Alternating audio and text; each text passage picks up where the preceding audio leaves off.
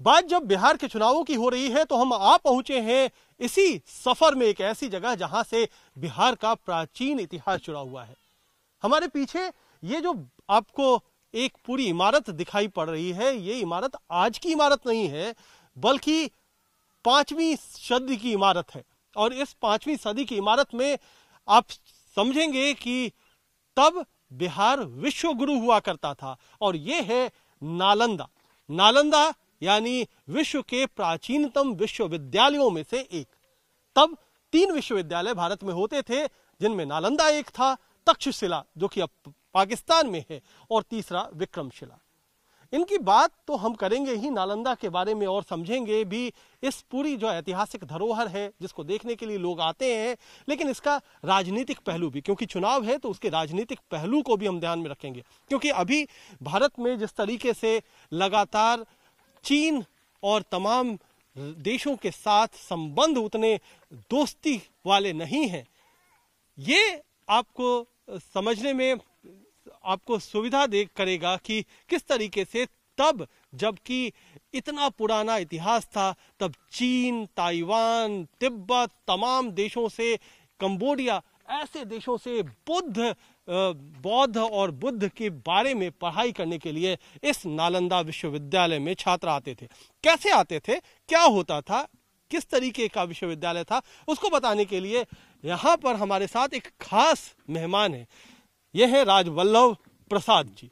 राजवल्लभ जी, आप बताइए कि किस तरीके से ये बुद्ध, बौद्ध और हिंदू धर्म, इनकी अलग अलग पढ़ाई होती थी, किस तरीके से ये नालंदा विश्वविद्यालय अलग था तमाम विश्वविद्यालयों से।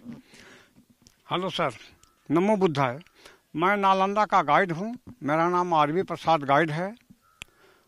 जैसा कि इतिहास में हुएन सांग ने लिखा है, नालंदा बौद्ध धर्म से रिलेटेड विश्वविद्यालय थी और हिंदू धर्म का विश्वविद्यालय था तक्षशिला, पाकिस्तान में। तो तक्षशिला यूनिवर्सिटी नालंदा से पुरानी थी सर। वहाँ का गुरु थे चाणक्य, वहाँ पढ़ने के लिए चंद्रगुप्त मौर्य जी गए थे। और नालंदा का निर्माण 413 एडी में हुआ है, 5th सेंचुरी एडी में राजा कुमारगुप्त द्वारा।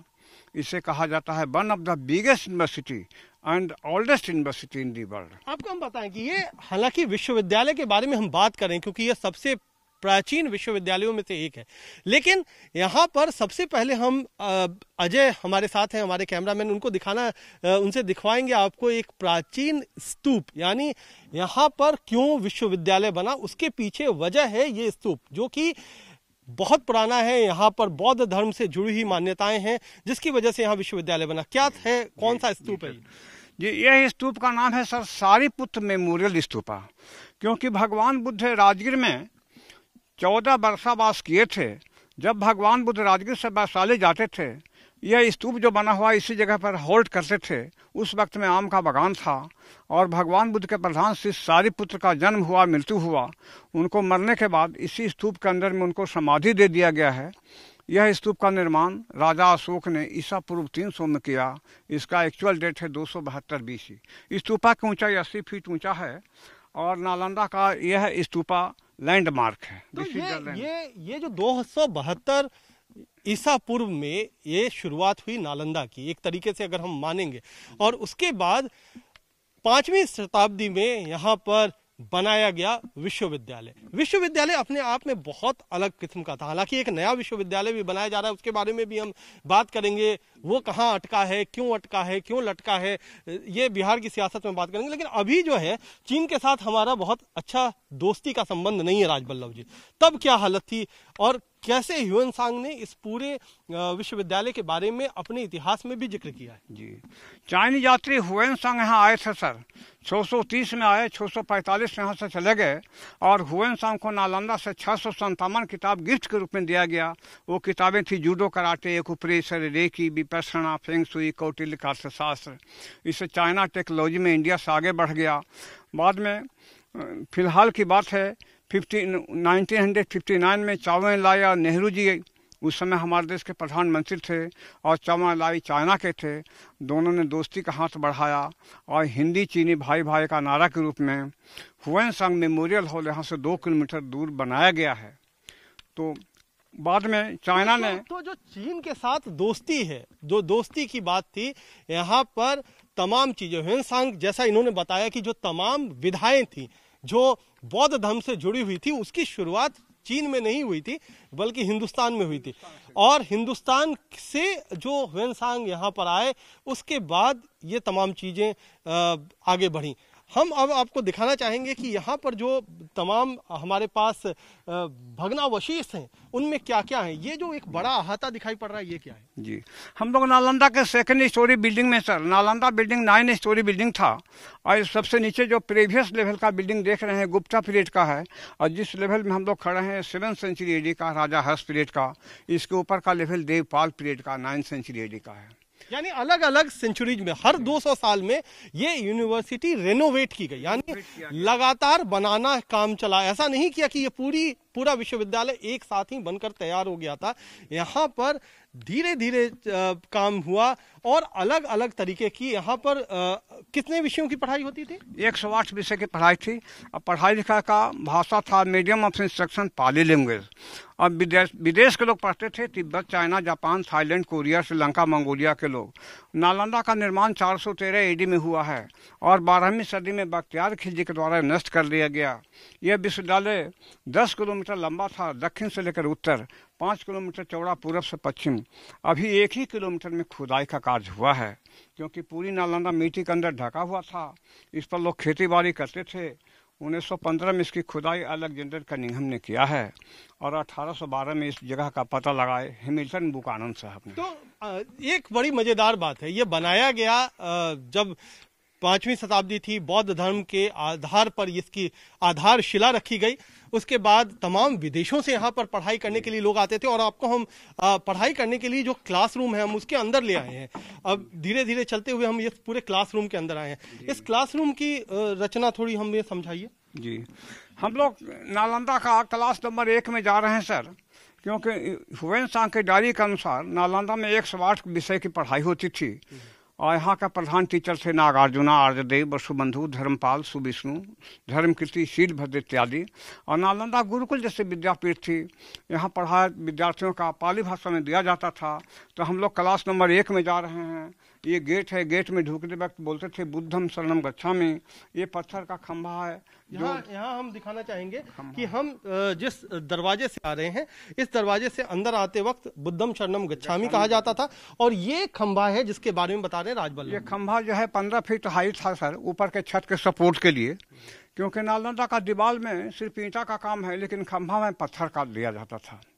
क्योंकि अगर पत्थर में दीवार दिया जाता, पत्थर का दीवार, तो बहुत गर्म रहता, इसलिए खंभा का उपयोग पत्थर में हुआ। यानी उस समय की तकनीक इतनी आगे बढ़ चुकी थी कि उस समय भी ये पता लगाया जाता था। अब हम आपको ईंट की संरचना दिखाएंगे। ये जो ईंट है ये ओरिजिनल है, यानी ये बिल्कुल पहले की है। यहाँ पर आपको देखेंगे जो उधर लगाई गई है वो ईंट बाद में एएसआई ने लगाई है क्योंकि उसमें गैप है। लेकिन यहाँ पर जो ईंट है ये ओरिजिनल ईंट है जिसमें कि बिल्कुल भी एक और दूसरे के बीच में गैप नहीं है। यानी कई सदियां बीत गई लेकिन यहाँ पर जो पूरी दीवार है वो खड़ी है। दोनों तरफ बुद्ध की मूर्ति थी सर, और दोनों तरफ बुद्ध की मूर्ति होती थी। यहाँ पर जो ये जो बना हुआ है जगह जो बची हुई है दोनों तरफ बुद्ध भगवान की मूर्ति थी। और बुद्धम शरणम गच्छामि कहकर लोग प्रवेश करते थे क्योंकि Nalanda was the centre of Buddhist art, culture and civilisation, क्योंकि बौद्ध धर्म की जगह थी और यही नालंदा के कारण भारत विश्व का गुरु बना। और अगर हम बताएं कि कैसे 3 तरीके से बौद्ध धर्म की तो यहाँ पढ़ाई होती थी, हिंदू और बौद्ध धर्म में कैसे टकराव शुरू हुआ तब, और फिर एक मुसलमान रूलर ने आकर के इसको कैसे नष्ट किया। जी, हिंदू और बौद्ध में थोड़ा अपने फिलॉसफी लेके डिफर था सर, क्योंकि भगवान बुद्ध का जो फिलॉसफी था वो ईश्वर को नहीं मानते थे। भगवान बुद्ध का है अनित्य, अनात्मा, दुख, जीवन दुख से भरा हुआ है। आदमी एक दिन बूढ़ा हो जाएगा, रोगी हो जाएगा, मर जाएगा।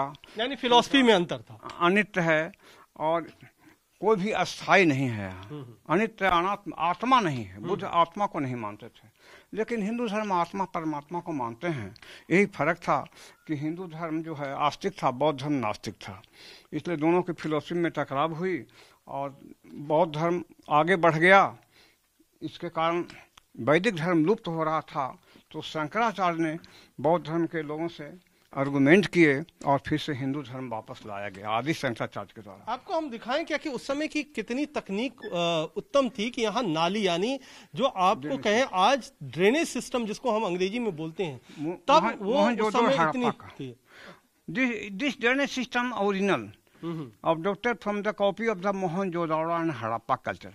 These are the two toilet rooms, one toilet for the teacher, second for the ये जो दिखा रहे हैं हम तस्वीरों में, ये टॉयलेट है, यानी यहाँ से हर क्लासरूम में, हर कक्षा में 2 टॉयलेट्स होते थे। एक शिक्षकों के लिए होता था, दूसरा छात्रों के लिए यानी विद्यार्थियों के लिए होता था।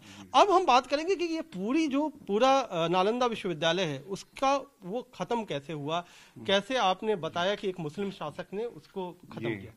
तो नालंदा सर दुनिया का पहला विश्वविद्यालय था जैसा मैंने बताया, और विद्यार्थियों की संख्या 10,000 थी, स्टूडेंट संख्या 10,000 और टीचर की संख्या 1,500। वो लोग पढ़ने के लिए Tibet, China, Japan, Thailand, Korea, Sri Lanka से आते थे। 12 वर्षों तक पढ़ाई थी, matriculation, IA, BA, MA, PhD तक। यह विश्वविद्यालय 5वीं शताब्दी से 12वीं सदी तक बढ़िया से चला है, और 12वीं सदी में बख्तियार खिलजी तुर्क का कहाँ हमला हुआ और उसने नालंदा के लाइब्रेरी में आग लगा दिया, लेकिन लाइब्रेरी अभी तक नहीं मिला है। लाइब्रेरी का नाम था रत्नो सागर, रत्नोदधि, रत्नोरंजक। 9 मिलियन बुक था, 90 लाख किताबें, 90 लाख किताबें थी इस विश्वविद्यालय में। समझिए 108 विषय पढ़ाए जाते थे, 90 लाख किताबें, और उसको आग लगा दिया किसने? बख्तियार खिलजी ने। और ईस्वी सन था 12वीं सदी थी, 1197, यानी 12वीं शताब्दी के अंत में बख्तियार खिलजी यहाँ आया, जिसको आग लगा दी। और बाकी कॉम्प्लेक्स को क्या किया उसने? वो आग पूरा कॉम्प्लेक्स में लग गया सर। आग कोई बुताया नहीं, कहा जाता है 6 महीना तक नालंदा का बिल्डिंग आग में जलता रह गया।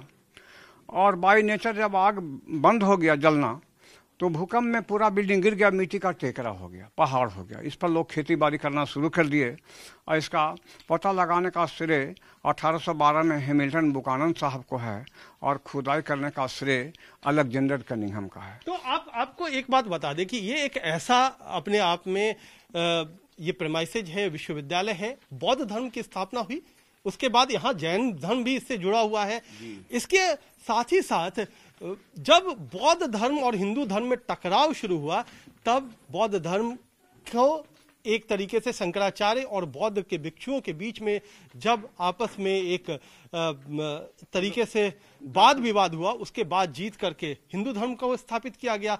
और आखिरकार बख्तियार खिलजी ने 1197 ईस्वी में इसको आग लगा दिया, और ये पूरा विश्वविद्यालय नष्ट हो गया। तो तमाम धर्म का कहीं ना कहीं कोई ना कोई लेना देना इससे है। तो राजनीति इसी को कहते हैं, राजनीति। कभी भी हम बात जरूर कर रहे हैं कि किस तरीके से तमाम चीजें हैं, लेकिन ये जो भग्नावशेष है, इसके साथ साथ इसकी ईंटों में कई सारे इतिहास इसी तरीके से दर्ज हैं। हम एक इसी तरीके के दरवाजे पे हैं, और यहीं पर जब छात्र आते थे तो कई सारे ज्ञान की बातें समेट करके ले जाते थे। तो एक ऐसा विश्वविद्यालय जो विश्व का प्राचीनतम विश्वविद्यालयों में से एक है। एक स्टूडेंट के लिए कमरा है, ये कमरा एक स्टूडेंट के लिए है। हॉस्टल था। हाँ। ये हॉस्टल था। तो ये हॉस्टल रूम है सर। नालंदा में 10,000 स्टूडेंट थे, 10,000 कमरे थे, और 1,500 टीचर थे। इनके टीचर के लिए कमरे अलग थे, 1,500। और यहाँ आवासीय था, खाना पीना रहना फ्री था। राजा हर्षवर्धन ने नालंदा के मेंटेनेंस के लिए 200 गांव का रेवेन्यू डोनेशन के रूप में दिए थे। तो ये है यहाँ की कहानी। इसको बिहार चुनाव से तो हम बहुत ज्यादा अभी नहीं जोड़ रहे हैं, हम उसको छोड़ेंगे, क्योंकि अब्दुल कलाम जब राष्ट्रपति थे तब एक नए इसी तरीके के विश्वविद्यालय की कल्पना की गई, तब बात हुआ, लेकिन अभी तक वो विश्वविद्यालय बहुत इनिशियल स्टेज में। उस विश्वविद्यालय में भी हम आपको ले चलेंगे जहां 108 विषयों को पढ़ाई होनी थी, शुरू हो पाया है महज 3। तो ये है आज की व्यवस्था, और तब की व्यवस्था देखिए। तो कहीं ना कहीं सियासत जो है आज की, वो भी शिक्षा पर भारी है, और किसे नहीं पता है कि आखिरकार बिहार में शिक्षा की स्थिति आज क्या है। तो यह भी हमें विचार करने की जरूरत है कि क्यों एक बार जो विश्व गुरु था आज शिक्षा के इस न्यूनतम स्तर तक पहुंच गया है। कैमरामैन अजय ठाकुर के साथ कुमार कुणाल, नालंदा विश्वविद्यालय।